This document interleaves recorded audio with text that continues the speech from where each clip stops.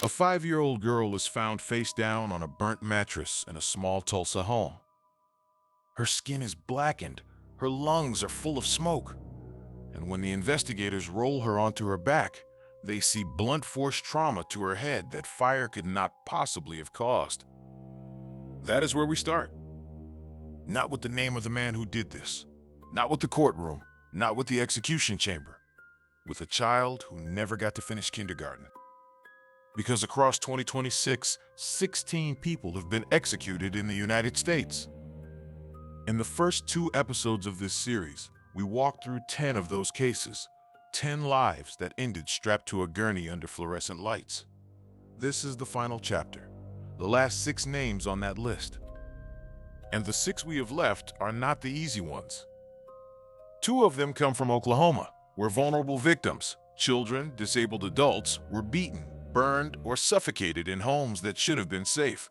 Another is from Arizona, where a man turned gasoline and an open flame into his weapon of choice, using fire itself as the way to end someone's life.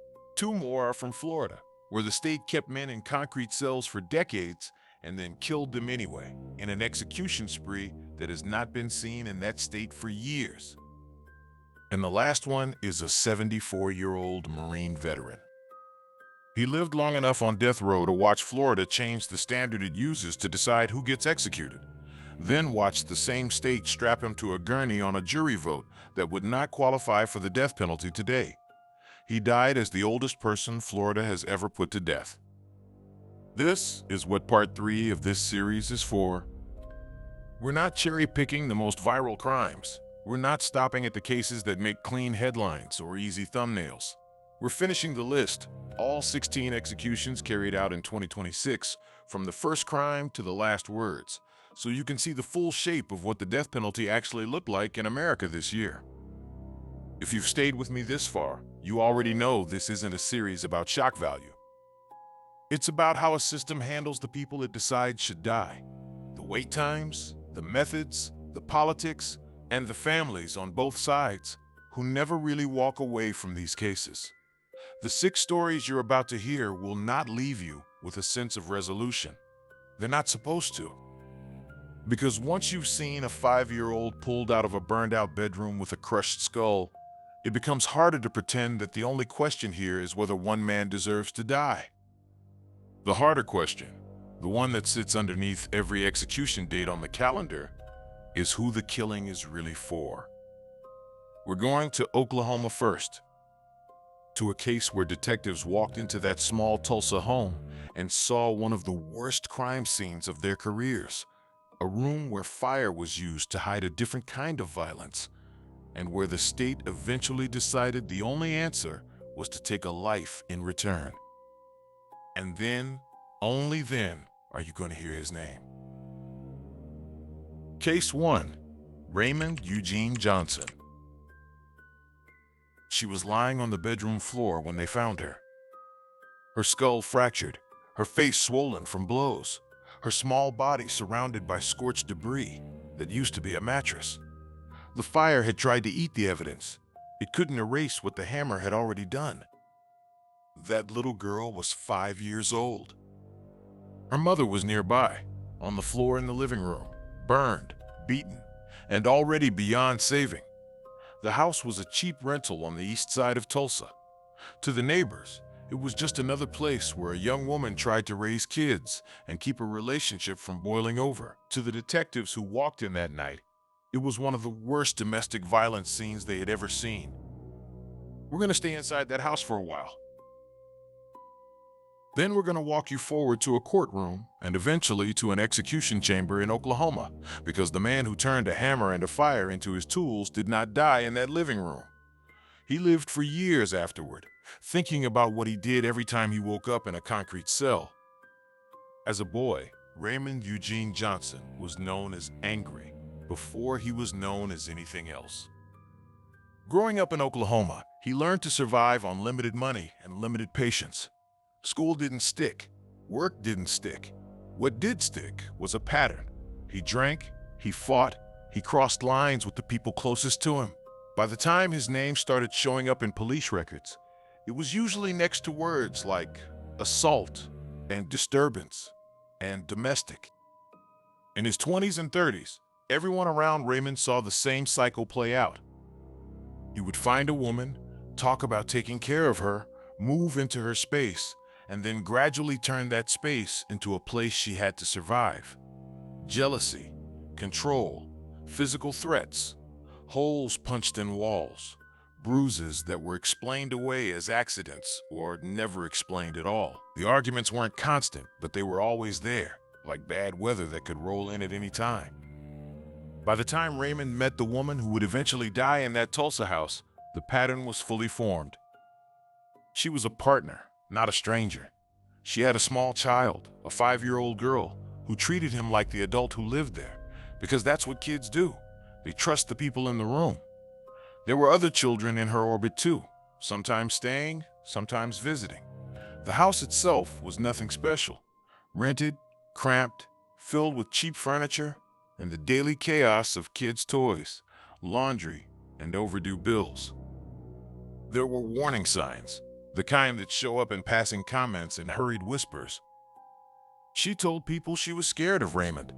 Neighbors heard shouting, heard things breaking, saw her crying on the porch. At least once, she talked to someone about leaving, about getting out.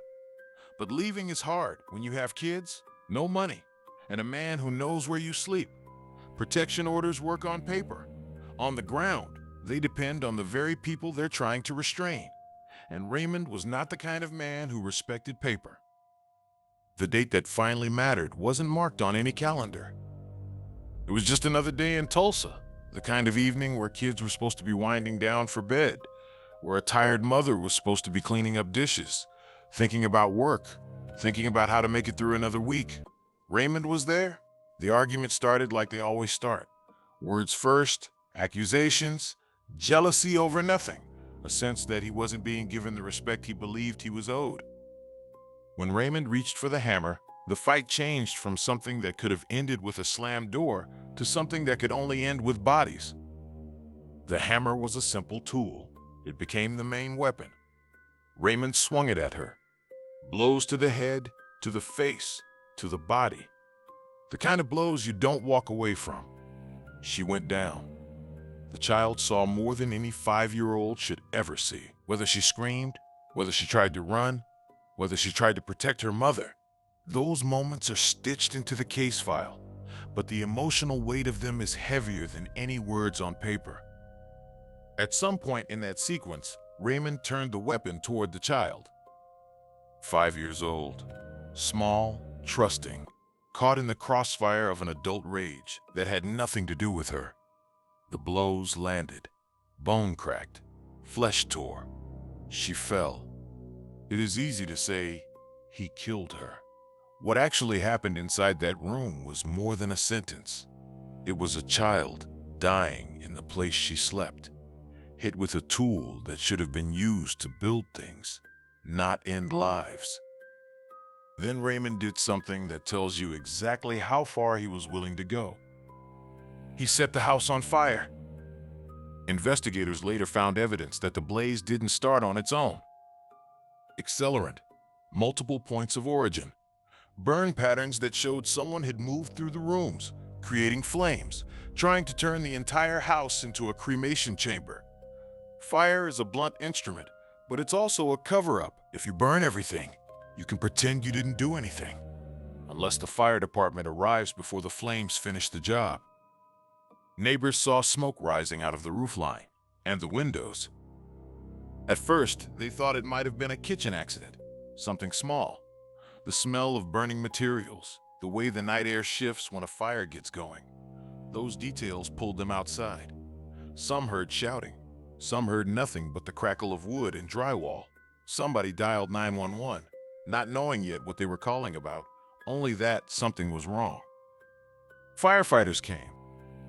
They pushed through the heat, knocked down the flames, and began the search.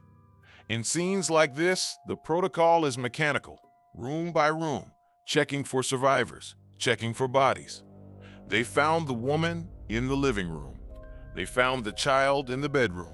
They found the evidence that the fire was not the first weapon used in that house. The investigators who followed began reconstructing the sequence. They analyzed the hammer wounds, how many, where they landed, the likely order. They examined the burns to determine which injuries came from flame and which came from blunt impact.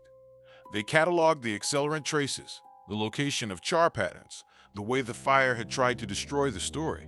They could not undo what had happened that night. They could only tell it. Raymond didn't stay and wait. He left the house, walked away from the flames, whether he thought he had covered his tracks or simply could not stand to watch what he had done. Finished burning, he was gone by the time the first responder vehicles crowded the street. He didn't run far enough. Domestic violence cases like this one often come with a short list of suspects because the pool of people who have both access and motive is not large. Witnesses talked about the fights, the bruises, the shouting. They told investigators about the man who lived there, the way he treated her, the way he glared at anyone he thought might be talking to her behind his back. Raymond's name surfaced quickly. When detectives sat across from Raymond in an interview room, he tried to distance himself. He said he hadn't been there. He suggested someone else might have come by. He told a version of the evening that did not include him swinging a hammer or lighting a match. But the physical evidence didn't care about his story. The timeline didn't care. The bruises on her body, the fractures in the child's skull, the accelerant patterns in the house, all of them converged on Raymond. Eventually, the case reached a courtroom. The charges were capital murder for the adult victim and the child. The state's theory was simple and brutal. Raymond used a hammer to beat them, then used fire to finish them and hide what he'd done. They called it hammer and fire. Two methods, one intent. The prosecution walked the jury through photographs that do not belong on television but exist in every capital case file. The living room, with scorched carpet and blood patterns. The bedroom where a child's body lay too small under charred debris. They brought in fire investigators who testified that this was arson, not accident. They brought in medical examiners who explained, in clinical language, how many blows had landed and what kind of force it takes to fracture a child's skull. Raymond's defense tried to find cracks in that wall. They talked about intoxication, that he had been drinking, that he wasn't thinking clearly, that the fire wasn't a calculated cover-up, but a panicked, impulsive act. They raised questions about mental health, about whether he had the capacity to form the kind of intent the law requires for capital murder. They tried to shift some weight onto the idea that his life had been a long chain of bad breaks and bad decisions, not a single cold plan to destroy a family. The jurors had to sit there through all of it. 12 strangers, placed in a box, and asked to decide whether what Raymond did merited the most extreme punishment the state can impose. They saw the photographs. They heard the word arson over and over. They listened to a medical examiner describe the injuries on a 5-year-old in terms usually reserved for adult victims of severe assaults. When the time came, they convicted Raymond. And then they recommended death. From that moment on, Raymond's address changed to a cell on Oklahoma's death row. The hammer and the fire were behind him. The gurney was somewhere in front of him. Years passed. Appeals were filed. Raymond's legal team challenged the conviction, the sentence, the specifics of Oklahoma's lethal injection protocol, arguing that the 3-drug sequence could cause unnecessary suffering, that the state's methods did not meet constitutional standards. Courts examined those arguments. They acknowledged in some places that lethal injection is not the clean clinical process press releases describe, but they did not stop it. Raymond lived out those years in a pattern that became familiar to him. Waking up in a narrow bunk, eating meals on a schedule he did not control, watching other condemned men go past his cell on their way to the execution chamber, then never seeing them again. Reading paperwork about his own appeals, his own impending dates, his own orders signed by judges and officials who would never meet him. Eventually, the date became specific. A warrant was signed. The day and time were written down. The countdown started. On the morning of his execution, Raymond woke as usual, except nothing about that day was usual. He was in his 50s. He had spent more than a decade on death row. The state allowed him a final visit with anyone who chose to come. Family, a spiritual advisor, perhaps no one at all. For his last meal, he chose something that would have looked ordinary on any plate, in any free kitchen. Comfort food, familiar food, the kind of choice condemned men often make because it is the only thing they can still control. In Oklahoma's Death Watch protocol, they moved Raymond closer to the chamber. Guards escorted him down a short hallway to a holding cell, where the reality of what was about to happen could not be ignored. No amount of appeals language can soften the sound of that door closing. When the time came, they took Raymond into the execution room. He lay down on a padded gurney. Straps went across his wrists, his ankles, his chest. Medical staff inserted IV lines into his arms. Through a small opening in the wall, the 3-drug lethal injection protocol, usually midazolam to sedate, a paralytic to stop breathing, and potassium chloride to stop the heart, waited in syringes that would move through sterile tubing into his veins. Witnesses watched from behind glass, officials, sometimes media, sometimes members of the victims' families. They saw the man who had once swung a hammer in a Tulsa living room, now lying still under fluorescent lights. His hands immobilized, his body literally in the state's hands. Before the drugs flowed, the warden asked Raymond if he had any final words. The moment matters, because it's the last time anyone on the outside hears him unfiltered. He could have denied everything. He could have begged. He could have apologized. What he chose to say, whether it was a brief "I'm sorry" or a longer statement about God, forgiveness, and the people he hurt, is written in the record. But the weight of it lands not on the transcript, but on the people who had to listen in real time. Then the injection began. The first drug moved through the line. Witnesses saw his breathing change, his eyelids grow heavy. Whether the sedative worked fully or partially is something no one in that room can know with certainty. The second drug began shutting down Raymond's ability to breathe on his own. The third targeted his heart. On the surface, what they saw was a man lying still. Inside his body, a controlled sequence of chemical events was turning life into death. After several minutes, a doctor stepped forward, checked for a pulse, for any sign of life. None. The time of death was called. The state of Oklahoma had finished what started years earlier in that Tulsa house. But what happened in that house is not erased by the execution. A woman is still dead. A 5-year-old girl never got to grow up. Neighbors still remember the smell of that fire. Investigators still remember walking through those rooms. And somewhere, people who loved those victims are still living with the absence that followed. Not just the moment of death, but the fact that birthdays, school events, quiet mornings, ordinary conversations never happened. Raymond's case is not an outlier. It sits inside a larger pattern of domestic violence homicides that end on death row. Men who turn the homes they were supposed to help sustain into crime scenes, and states that respond years later by turning a prison chamber into the final room those men ever see. Whether that sequence feels like justice or just another layer of violence is the question that stays open long after the gurney is wheeled out. Case 2. Edward Lee Busby Jr. She left work like she always did. Late shift, tired feet, keys in hand. Walking across a parking lot she crossed so many times, she probably stopped noticing how dark it was. She didn't know that a man had already decided that tonight, that routine was going to be the way he got her alone. That woman, a store clerk doing her job, never made it home. She ended her life not in the light of fluorescent aisles, but in the back of a car, in restraints, driven out to a place where help was never going to arrive in time. By the time her body was found, what had been done to her was not just murder. It was kidnapping, torture, and deliberate, prolonged cruelty. We're talking about Edward Lee Busby Jr. But I'm going to sit with her for a moment first, because the case file is about him, and the reason the case file exists at all is about her. Busby did not step into this crime out of nowhere.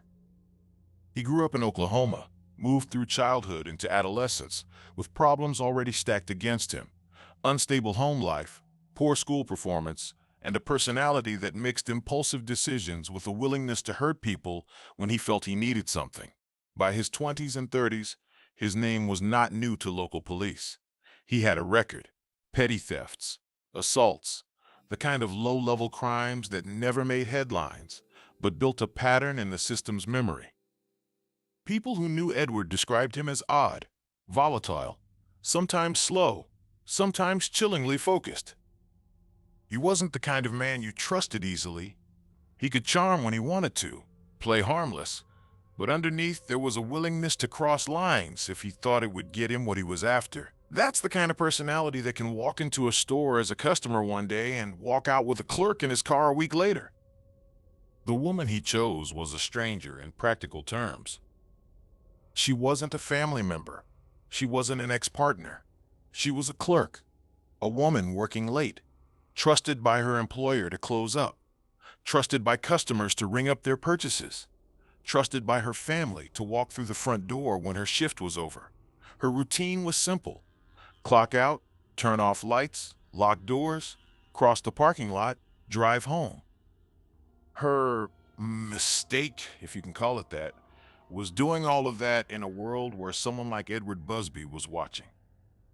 He saw a woman alone at night, in a predictable place, at a predictable time, with no one else around.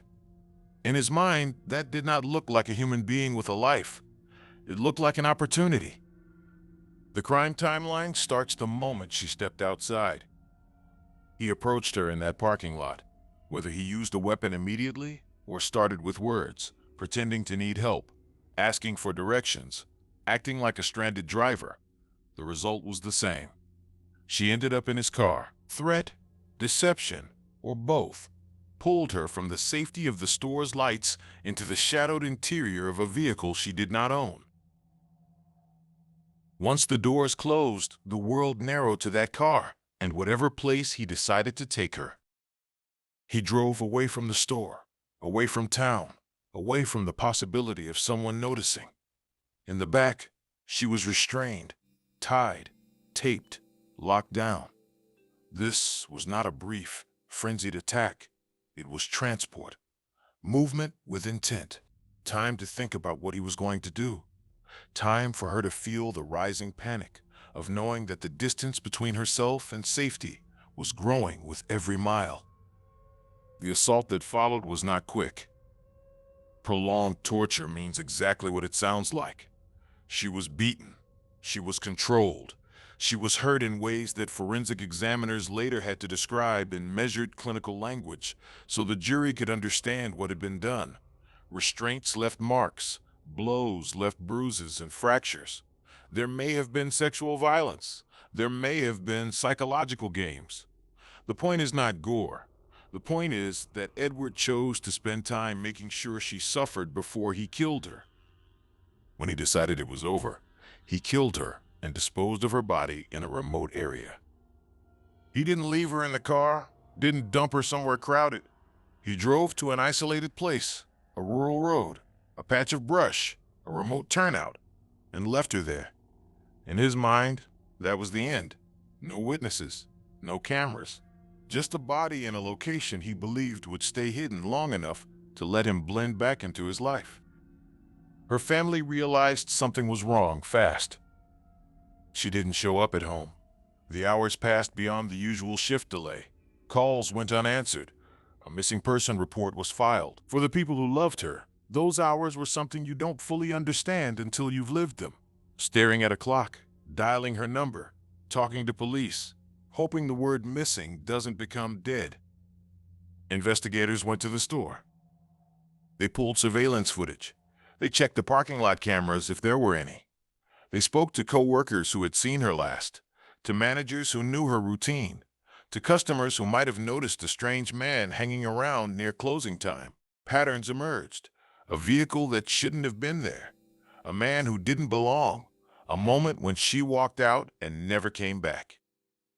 When her body was eventually found, the investigation changed from missing person to homicide. The scene where she lay told its own story. The condition of the body, the injuries, the state of her clothes, the presence or absence of physical evidence like fibers, DNA, tire tracks, all of that began pointing toward a suspect profile. A man with a car, a man willing to drive into remote areas, a man willing to restrain and beat. Evidence tied Edward Busby to her. Maybe it was his car captured on camera. Maybe it was a witness who saw him talking to her outside the store. Maybe it was DNA recovered from her body or from the interior of his vehicle. However, the chain came together. Investigators ended up in front of Edward's door, knocking, prepared to arrest. In interrogation, Busby tried to deflect. He suggested misunderstandings. He hinted that she might have gotten into his car willingly. He minimized, as defendants in cases like this often do. But the physical evidence didn't bend to his narrative. It showed contact, restraint, transport, assault, and abandonment. Over time, confronted with the details, his story cracked. He made incriminating statements, admitting pieces of the timeline, placing himself in locations he had previously denied. Every partial admission became another nail in the legal coffin. When the case went to trial, the state charged Edward Lee Busby Jr. with capital murder. The aggravating factors were clear: kidnapping, torture, and the vulnerability of the victim. This was not a bar fight gone wrong. It was a planned abduction of a lone woman doing her job. Prosecutors used forensic detail as their main weapon. They didn't just tell the jury that the victim had been beaten. They showed photographs of injuries, presented diagrams, called medical experts who walked them through each wound and what it meant in terms of force, timing, and pain. They explained what restraint marks on her wrists and ankles indicated about how she was held down. They outlined the sequence: taken from the parking lot, transported, assaulted, killed, left in isolation. Cruelty wasn't an abstract label. It was something they made the jury see, frame by frame, wound by wound. The defense, representing Busby, tried to shift the focus. They raised mental health issues, arguing that Edward had long-standing cognitive problems, brain damage, or intellectual limitations that made him less culpable. They spoke about his childhood, his history of trauma, his learning difficulties. They suggested that intoxication, drugs, or alcohol had clouded his judgment the night she died. Their goal wasn't to erase the fact that she was dead. It was to persuade at least some jurors that death was not the appropriate penalty for the man who killed her. In that room, the jurors sat between two realities. On one side, a detailed record of what happened in the car and at the disposal site. On the other, a portrait of a man whose mind had never functioned the way other people's minds do. They had to decide whether the person who inflicted those injuries on that woman was so broken that killing him would be wrong, or so dangerous that killing him was the only answer the law could give. They chose death. Edward Lee Busby Jr. was sentenced to die by lethal injection in Oklahoma. From there, his life moved into the narrow corridor of death row. His attorneys didn't stop. They filed appeals focused on mental health and competency.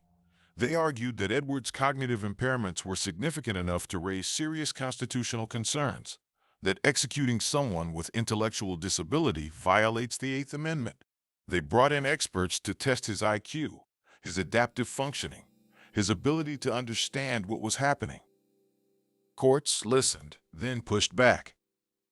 Judges acknowledged that Busby had issues, that his brain had not developed like everyone else's, but they looked at the numbers, the test results, the legal thresholds set by previous Supreme Court rulings, and ruled that he did not meet the formal definition of intellectual disability that would bar execution. In other words, he was impaired, but not impaired enough to stop the machinery of the death penalty. Other appeals challenged specific aspects of his trial: jury instructions, evidentiary rulings, the weight given to certain testimony. Each was considered, argued, denied. The conviction stood. The sentence stood. The timeline spiraled outward. Years on death row, punctuated by court dates, orders, and brief moments when it looked like something might change, and then didn't. While those legal battles played out, Edward lived the same routine Raymond and other men on Oklahoma's row lived. Wake, count, meals, limited recreation, occasional visits. News of other executions carried down the tier like a cold wind. One more name crossed off the list. One more gurney rolled back empty. Each time, the reality sharpened. The system was not theoretical. It was active. Eventually, the appeals ran out. A warrant was signed. An execution date was set. The case moved out of the long arc of someday and into the tight frame of a specific morning and a specific evening.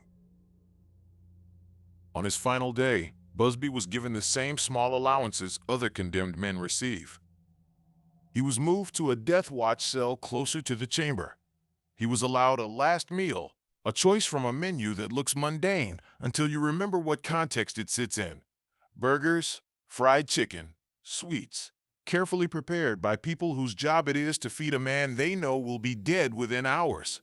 He was given the opportunity for final visits, family, if anyone still came, a spiritual advisor, perhaps a lawyer who had stood with him through years of filings. When the time came, guards escorted Edward Lee Busby Jr. into the execution chamber. He lay on the gurney, was strapped down, and had IV lines inserted into his arms. The room was cold, clinical, covered in a layer of seriousness that even the most jaded staff couldn't fully ignore. Behind the glass, witnesses watched, state officials, sometimes media, and in some cases, members of the victim's family who had waited years to see what the law had promised them. The warden asked if Busby had a final statement. He had one last chance to speak to the world, to the people whose lives his crime had shattered, to the people who had defended him, to the state that was about to kill him. He could mention her by name. He could apologize. He could insist on his own narrative. In some accounts, men like Busby stay silent, refusing to give anyone anything. In others, they murmur brief words about God, forgiveness, or regret. Whatever Edward chose in that moment, it is written down in the official record. It is not written down in the minds of the people who heard it the way they felt it, as the last sound that would ever come out of his mouth. The drugs began to flow. Oklahoma's 3-drug protocol moved through clear plastic lines into his veins, a sedative intended to push him toward unconsciousness, a paralytic to stop muscle movement and breathing, and a final agent to stop the heart. Witnesses reported his breathing changing, his eyes fluttering or closing, small movements as the chemicals took hold. Then stillness. A doctor stepped forward, checked for a pulse, checked for signs of life. There were none. The time of death was announced. The state had finished what began in a parking lot outside a store where a woman had once clocked out, locked the doors, and walked toward a car she assumed would take her home. Her family did not get her back. All they got was a process. Police reports, court dates, appeals, and finally an execution they could choose to witness or refuse. Her absence is where this story really sits, not in the legal outcome, but in the everyday spaces she no longer occupies. The dinner table, the workplace, the phone calls that stopped ringing, the grandchildren she will never meet. Edward Lee Busby Jr.'s case forces a question that does not resolve cleanly. When the state executes a man with documented cognitive impairments for a crime as cruel as this one, is it correcting an injustice or adding a new layer to it? When a woman's only mistake was working the late shift, and the system answers that loss by killing the man who turned her routine into a death sentence, who, exactly, is the death supposed to serve? Her memory, the public sense of safety, or a machinery that keeps turning because stopping it would mean admitting it doesn't always know what justice looks like. Case 3. Leroy Dean McGill. He didn't reach for a gun. He reached for a red plastic gas can, walked into a small Arizona house, and used fire itself as his weapon. Leroy Dean McGill had been drifting for years before that night. His life in Arizona was a mix of homelessness, couch surfing, and drug use. Meth was part of his routine. So were minor offenses, thefts, fights. The kind of charges that keep your name in police records without ever turning you into a headline. People who knew Leroy saw a man who floated from one unstable situation to another, always one argument away from something worse. The victim was part of that unstable orbit. She was not a stranger he picked at random. She was someone who shared spaces with him, a roommate, an acquaintance, someone in the same small circle of people moving in and out of the same house. Money and drugs kept those people linked. Debts, perceived slights, and failed promises sat just under the surface every time they were together. Leroy believed she owed him something. In his mind, that debt mattered more than her life. The setting was a modest house with several people inside. A living room crowded with cheap furniture, bedrooms cramped and cluttered. On the night that would decide everything, people were gathered there, talking, using, arguing. It was the kind of place where shouting wasn't unusual, where threats might be thrown around without anyone assuming they'd be carried out. Leroy made it clear he was angry. Witnesses later said he spoke about getting even, about making sure she paid. The words could have remained just words. Instead, he left the room, went outside, and came back carrying that gas can. What happened next is the kind of detail investigators struggle to describe without feeling it. Leroy poured gasoline on her. It soaked her clothes, skin, hair. She was suddenly covered in a liquid designed to catch fire. Others in the house saw it, saw the anger, saw the helplessness, saw the way a normal argument had turned into something no one there could take back. Some shouted at him to stop, some froze. He didn't stop. He produced an ignition source, a cigarette lighter, a match, something small that becomes lethal when you've already drenched someone in fuel. The flame met the gasoline. Fire jumped. She turned into a living torch. The extent of her burns was catastrophic. Flames ran across her body fast, eating through clothing and skin. Others in the house tried to intervene, to smother the fire, to get her outside, to call for help. Some suffered minor burns themselves in the chaos. She survived the initial blaze, but surviving the moment and surviving the injuries are not the same thing. She made it to a hospital. Doctors treated her for days, then weeks. Burn units are places where pain is not an event, it's a condition.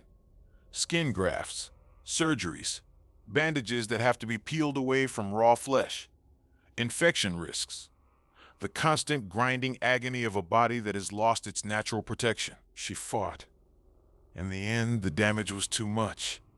She died of her burns.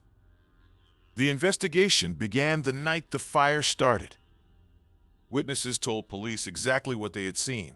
Leroy yelling, Leroy pouring gasoline, Leroy striking a lighter. The story was not ambiguous. Physical evidence backed it up. Gasoline residue on floors and furniture, burn patterns that matched the spray of fuel, the damaged gas can itself. When officers tracked Leroy down, the details were already stacked against him. He tried at first to minimize. He said he hadn't meant for it to go that far. He blamed drugs, claimed he'd lost it, suggested he only wanted to scare her. But you don't accidentally soak someone in gasoline. You don't accidentally produce a flame while they're covered in it. As questioning continued, his own words tied him deeper into the act. Arizona prosecutors charged him with murder. Their framing was direct. He had burned a woman alive. They emphasized torture through burning, calling it one of the most extreme forms of cruelty a person can inflict. In front of the jury, they laid out the timeline, the argument, the gas can, the ignition, the hospital struggle, the eventual death. They made it impossible to pretend this was a split-second accident.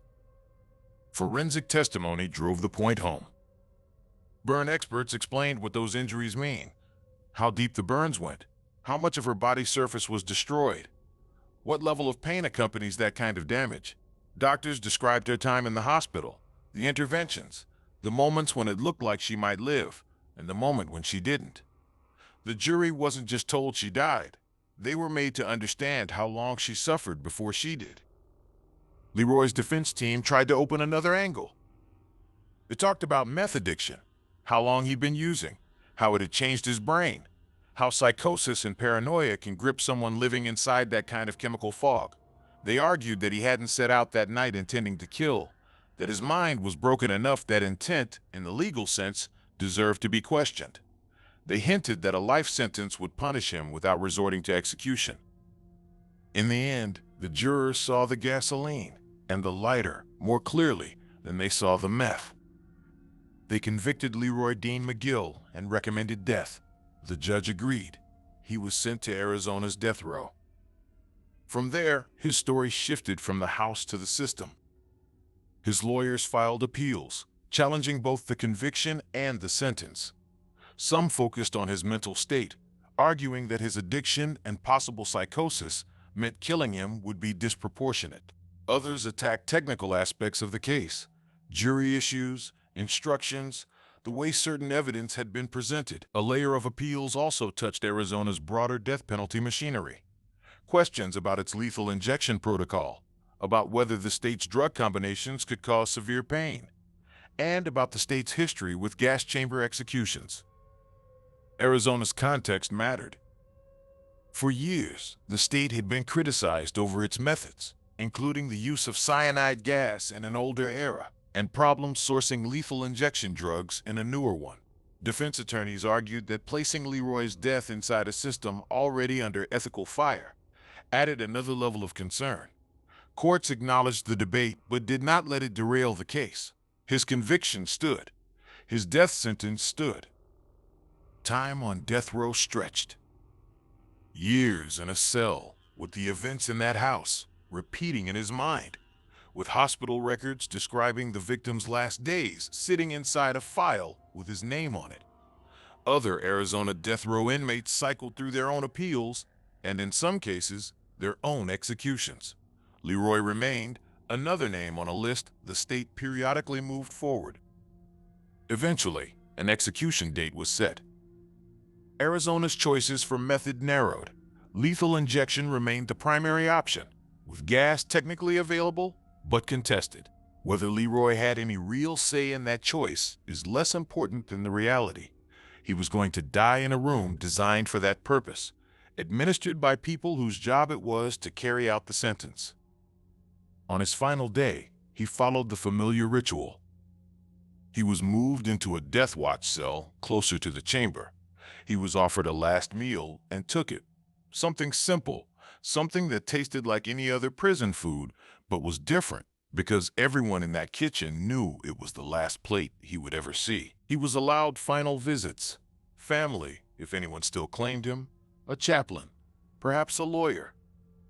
When guards escorted Leroy Dean McGill into the execution room, he was no longer the man holding a gas can in a crowded house. He was older, worn down by years behind bars. He lay on the gurney. Straps went across his body. IV lines were inserted. Behind glass, witnesses watched. State officials, maybe media, maybe members of the victim's family who remembered the smell of burning skin and the sound of their phone ringing that night. Asked for final words, Leroy could choose silence or speech. He could apologize, mention God, insist he'd never meant for her to die, or say nothing at all. Whatever he chose is noted in official documents, but the meaning of it rests with the people who heard him. For them, it was not a paragraph. It was an attempt, however small, to answer a question that had been hanging in the air since the moment he lit that flame. Why? The lethal injection drugs moved through the IV. Sedation first, then paralysis, then the chemical that stops the heart. Witnesses saw small changes, breathing slow, face slacken, muscles go still. Then, nothing. A doctor checked for signs of life, found none, and pronounced him dead. The state of Arizona had executed Leroy Dean McGill, but the woman he burned is still gone. Her family still knows exactly how she died. The house where gasoline and open flame became a murder weapon may have been cleaned or torn down, but the story of what happened inside it doesn't disappear with new paint or new tenants. Burning someone alive is one of the clearest lines a person can cross. It's hard to argue ambiguity when you've carried fuel into a room and produced a flame. That's why prosecutors framed Leroy's case the way they did, and that's why a jury agreed to the death sentence. What sits underneath, though, is a larger question that won't die with him. When a state known for contested execution methods kills a man who once turned fire into a weapon, does that feel like justice? Or like a system trying to erase one kind of horror with another that it insists is more acceptable? Case 4. Richard Andrew Knight, Jr. By the time officers stepped into the small Florida home, the argument was over. Furniture was overturned. Blood ran across tile that had been swept 1,000 times after ordinary dinners. One body on the floor, another on the couch, both bearing wounds that told a story you couldn't mistake for anything but rage. Richard Andrew Knight, Jr. didn't grow up as a headline. He grew up in the kind of working-class Florida neighborhoods where tempers run short and opportunities run shorter. Relationships were intense, unstable. Prior partners had seen flashes of violence, shoved doors, punched walls, threats half laughed off later. Police had been called before, the way they're called, in countless homes, where everyone hopes the shouting will stop before the next patrol car has to come back. The victim this time was someone inside his family orbit. A partner or relative who had shared his space long enough to know the best and worst of him, who had likely heard him promise to do better more than once. Children were either in the home or close enough to be pulled in by the aftermath. Sirens, flashing lights, adults crying, rooms they were suddenly not allowed to enter. The day of the killing started like too many others, with an argument. Words escalated to shouting. Shouting escalated to physical contact. Knight picked up a weapon, a gun, a knife, or a blunt object, something that turned anger into something sharper. The blows came fast. Defensive wounds on the victim's arms showed they had tried to protect themselves, to block, to push him away. The crime scene photographs captured the chaos: blood spatter on walls, overturned chairs, objects broken in the struggle. Neighbors heard the fight. Someone dialed 911, reporting screams. Maybe a gunshot, maybe just something bad. Officers arrived to find Richard either still in the house, dazed and furious, or already outside, caught in that half-flight where you're not sure whether to run or surrender. Statements at the scene, combined with the physical evidence, made clear he was not a bystander. In questioning, Knight tried to shape the narrative. He talked about being provoked, about tempers flaring, about not meaning for things to go that far. But intent looks different when you've crossed the room, picked up a weapon, and kept using it after the first blow lands. The state charged him with capital murder. At trial, prosecutors framed Richard Andrew Knight, Jr. as part of a broader domestic violence problem. Florida knows too well.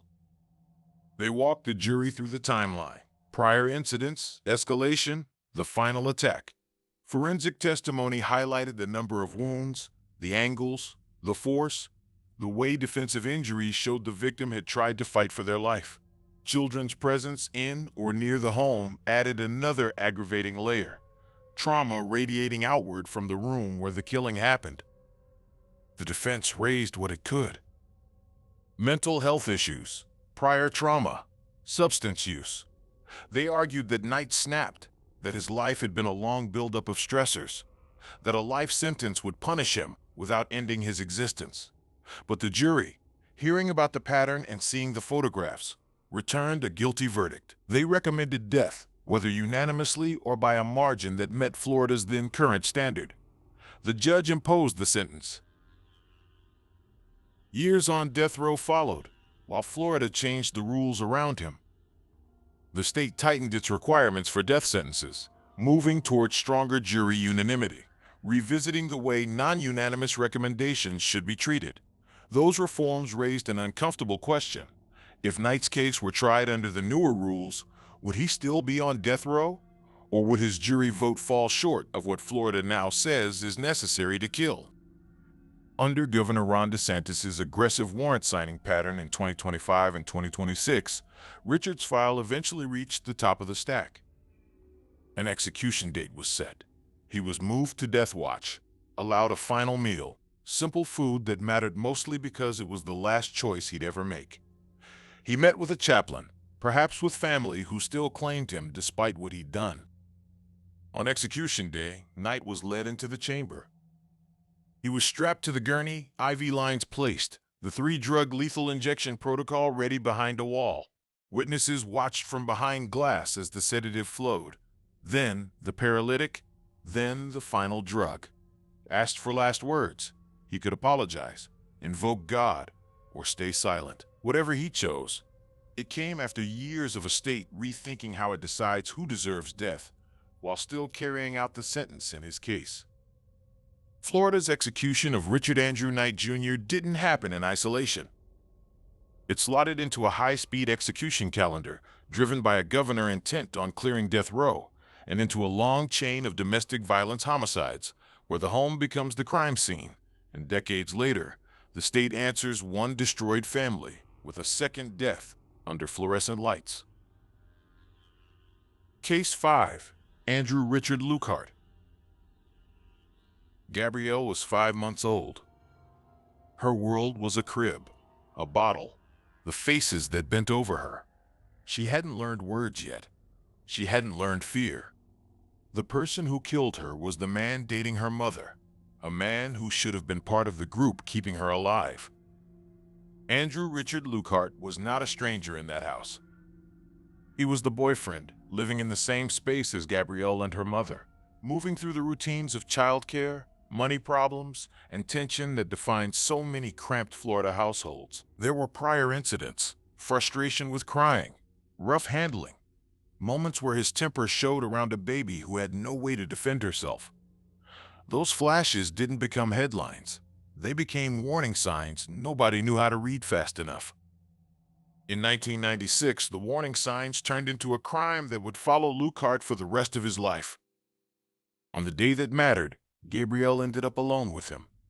What happened next, he later tried to describe in a way that made it sound less monstrous. He claimed he panicked, claimed he didn't mean to hurt her the way he did. But the physical reality was brutal. He attacked a 5-month-old, a child who could neither fight back nor understand what was happening, and inflicted injuries that would not heal. Gabrielle died.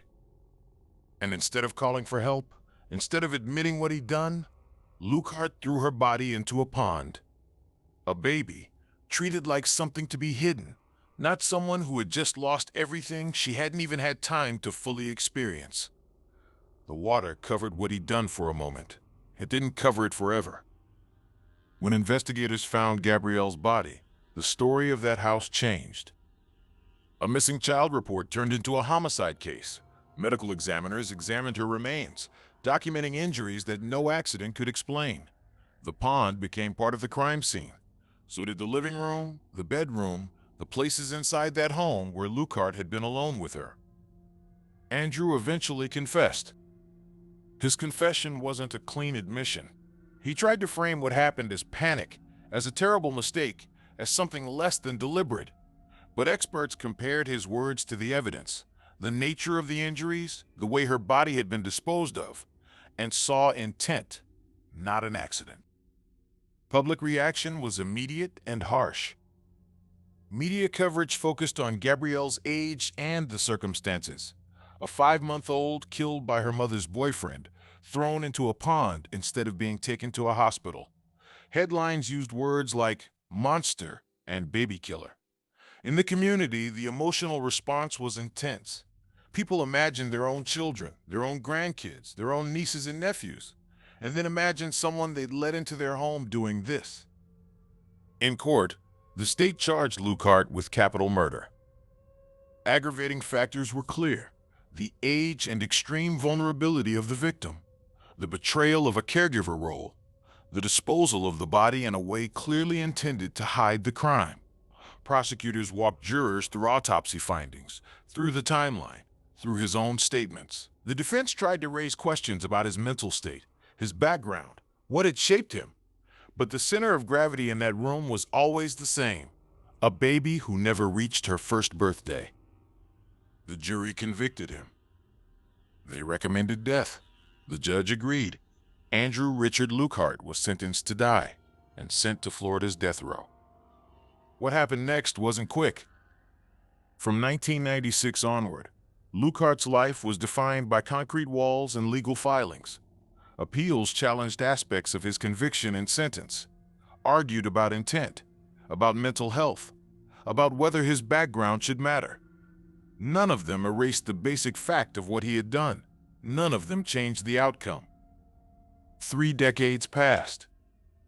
Gabrielle was 5 months old when she died. If she had lived, she would have been around 30 years old in 2026, an adult with a job, maybe kids of her own. The kind of ordinary life most people live without ever appearing in a courtroom. Lukehart was executed in the same year she would have reached that age. That symmetry is not an accident. It's a timeline the system created. 30 years deciding what to do with a man who confessed to killing a baby. On June 2, 2026, Florida carried out the sentence. By then, Andrew was in his 50s. He had spent most of his adult life on death row. In the days before the execution, he was moved onto death watch, closer to the chamber. He was allowed a final meal, a choice from a limited menu that mattered mostly because it was the last time he would decide what to eat. Family visits happened if anyone still chose to come. A chaplain met with him, talked about forgiveness, talked about God, talked about what he was walking toward.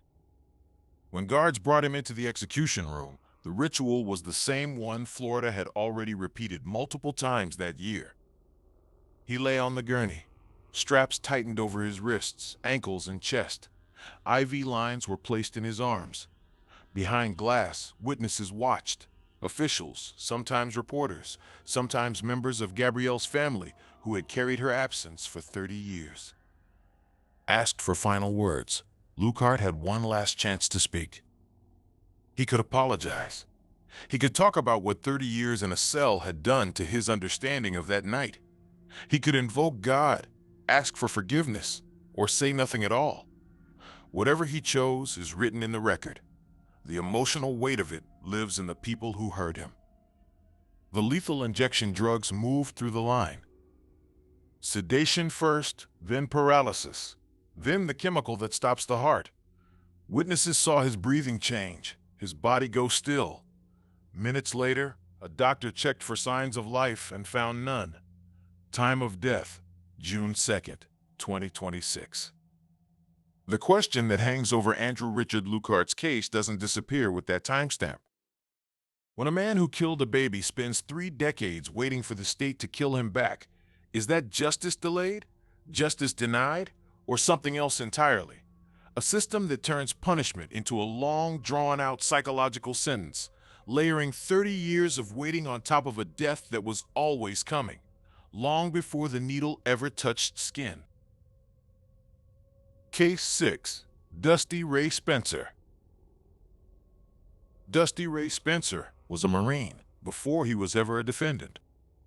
He wore a uniform, learned how to take orders, and absorbed the message America loves to repeat about people like him, that the country would never abandon its Marines. Years later, the same country would strap him to a gurney and kill him at 74 years old. In the early 1990s, Dusty was living in Orange County, Florida, with his wife, Karen Spencer. Their marriage was not peaceful. There were arguments, tension, the kind of domestic friction that rarely makes the news but often leaves marks you can't see from the street.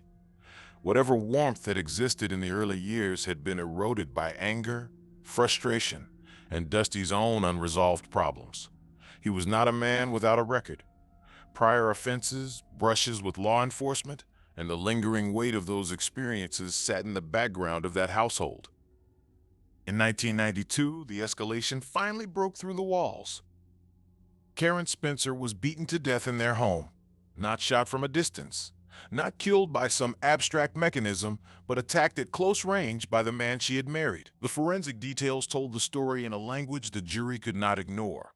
Blunt force trauma, repeated blows, defensive wounds that showed she had tried to protect herself. Blood patterns in the room traced the struggle. The scene looked less like a single moment of rage and more like a sustained, one-sided fight she was never going to win. Evidence pointed squarely at Dusty. Neighbors' accounts placed him there. Physical evidence tied him to the injury pattern. There was no unknown intruder, no mysterious third party. When the case went to trial, the question wasn't whether Karen was dead or whether she'd been beaten, but whether what Dusty had done should place him among the small group of people Florida reserves for its harshest sentence. The jury's recommendation was not unanimous. 7 jurors voted for death, 5 voted for life. At the time, Florida law allowed that 7-5 split to count as a valid recommendation for execution. The standard said, if you can get 7 out of 12 to agree, the state can take a person's life. The judge looked at that vote, looked at the evidence, and sentenced Dusty Ray Spencer to death. He was transferred to death row, beginning a stretch of time that would outlast most careers, most marriages, and many of the people who had originally been involved in his case. Then the law began to move around him. Over the years, Florida took a hard look at its death penalty framework. Non-unanimous jury recommendations became a point of national and constitutional controversy. Cases were challenged. Standards were revised. Eventually, Florida raised the bar, requiring stronger consensus for new death sentences, moving toward the idea that if you're going to kill someone, the jury should be speaking with something much closer to a single voice. Under those newer standards, the exact 7-5 vote that put Dusty on death row would not be enough to send him there today. Dusty's reality didn't change with the law. He stayed in his cell under the old standard while the rules evolved for people who came after him. Appeals argued about this. Attorneys pointed out that the state itself had decided a 7-5 vote was no longer good enough to justify execution, yet was still planning to kill a man who had been condemned by that very margin. Courts acknowledged the tension, but they didn't turn it into relief. The conviction stood. The sentence stood. 34 years passed between sentencing and execution. During those decades, Dusty watched other death row inmates leave for the chamber and never come back. He watched governors come and go. He watched Florida's politics shift, including the rise of a governor who approached death warrants with unusual speed. In May 2026, Governor Ron DeSantis signed Dusty's warrant as part of an aggressive execution schedule that had already put multiple men to death that year. Execution day was set for June 25, 2026. By then, Dusty Ray Spencer was 74 years old, Florida's oldest condemned prisoner scheduled for execution. He moved on to death watch protocol, closer to the chamber, under increased monitoring. For his last meal, he chose food that would look unremarkable on any plate anywhere. The kind of comfort items people default to when the only choice they have left is what they taste one final time. Any visitors he had came in those final hours, family who still claimed him despite the crime, a chaplain, perhaps a lawyer who had walked with him through decades of appeals. The physical reality of executing a man in his 70s is different from executing someone in their 20s. Guards escorting Dusty to the chamber weren't dealing with a young, strong body. They were dealing with an old man, slower steps, aging joints, a face lined by years of fluorescent light and institutional time. When he lay on the gurney, strapped down, IV lines in his arms, the image was stark. A Marine turned convicted wife killer, now an elderly prisoner, whose life the state had decided to end on a vote it no longer trusts for new defendants. Asked for a final statement, Dusty had one last chance to speak. He could talk about Karen. He could express regret or cling to denial. He could lean on the language many condemned men reach for at the end. References to God, forgiveness, the hope that something beyond the chamber would see him differently than the court did. Whatever tone he chose, it sat under a contradiction the state couldn't erase. Florida publicly honors veterans, runs ceremonies, delivers speeches about never leaving Marines behind. And yet, here it was, killing a 74-year-old Marine based on a jury split. It is effectively disowned in its modern law. The lethal injection drugs moved through the lines, sedative, paralytic, final agent to stop the heart. Witnesses watched Dusty's breathing slow, his body go still. Moments later, a doctor pronounced him dead. Florida had executed its oldest prisoner. The case file closed. On paper, Dusty Ray Spencer's execution marked the formal end of a 1992 Orange County murder. In practice, it did something else. It exposed exactly how far Florida is willing to go to finish sentences written under rules it has since outgrown. A state that says it owes its veterans everything killed a Marine on the basis of a 7-5 vote it no longer accepts for new death cases, and then moved on to the next warrant in the stack. Dusty's death didn't just close one file. It drew a hard line under a question Florida hasn't answered out loud. What does it mean to call a system reformed while you're still using its old decisions to put people in the ground? Texas, Florida, Oklahoma, Arizona, Alabama. Different methods. Single drug pentobarbital. 3 drug lethal injection cocktails. And in Alabama, nitrogen gas delivered through a mask over a condemned man's face. Across this series, you've watched all of them.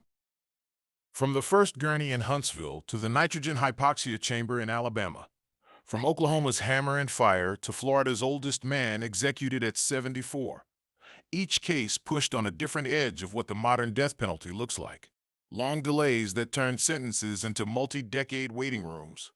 Non-unanimous jury votes that the states themselves later decided weren't good enough for new death sentences, but still used to kill the people already under them. And methods that doctors, scientists, and international bodies are still arguing over, while states call them humane in press releases. Every one of those 16 executions began with someone who was alive and then wasn't. A woman in a bar on New Year's Eve. A shopkeeper in a small-town grocery store. A 5-month-old baby who never learned to speak. A police officer on a traffic stop. Men killed on a highway after a nightclub fight. Clerks working late shifts. Protesters in Tehran whose names were turned into case numbers in a system that treats dissent as a capital crime. Behind every execution chamber we visited, there were families who have carried grief for 20, 30, 40 years. Grief that didn't disappear when the state finally said the case was legally finished. The system that killed those 16 people runs on more than one fuel. Deterrence is the word you hear in speeches. The idea that killing convicted murderers will somehow stop the next crime before it happens. The data doesn't really support that. Punishment is the more honest engine. The belief that some people deserve a permanent, irreversible consequence. And then there's politics, the part nobody likes to say out loud. Governors who sign warrants at astonishing speeds, legislatures that tweak standards while leaving old cases untouched, states that adopt new methods not because the science says they're better, but because pharmaceutical companies cut off the supply for the old ones. In 2026, you saw all of that collide. Florida clearing its death row at a pace that makes the year feel less like a justice system and more like a backlog being burned off. Alabama experimenting with nitrogen hypoxia even after witnesses described convulsions and international experts called it potentially torturous. Ohio postponing an alleged serial wife killer's execution not because of doubt, but because it couldn't find the right chemicals. Iran handing out death sentences years after protests as a way of punishing both memory and future courage. We promised at the beginning that we would cover every execution carried out in 2026, case by case. No cherry picking, no skipping the names that didn't make good thumbnails, no pretending the system only kills the monsters that fit neatly into a narrative. You've now seen all 16, from Charles Victor Thompson and Ronald Palmer Heath, all the way to Dusty Ray Spencer. You've walked the full list. The crimes, the trials, the last meals, the last words, and the questions none of these stories really answer cleanly. Now I want something from you. Out of all 16 cases, which single one disturbed you the most? And why? Not just because the crime was bad, but because something in the way the system handled it made you sit differently in your chair. Maybe it was the jury that voted for life and got overruled. Maybe it was the child whose killer waited 3 decades to die. Maybe it was the nitrogen mask. Maybe it was the 74-year-old Marine killed on a vote his state no longer accepts for new defendants. Tell me that in the comments. Because if a justice system can't survive being looked at closely, if it only makes sense when you don't know the details, then it isn't really justice. It's just power with better branding. And if you want to go deeper into what happens when that branding fails, commuted death sentences, exonerations that pull people off gurneys at the last minute, and whatever nitrogen hypoxia looks like after Alabama's second and third attempts, stay with this channel. Subscribe, turn on notifications, because the next series is going to do exactly what this one did. Follow every name, not just the ones that fit the story everyone thinks they already know.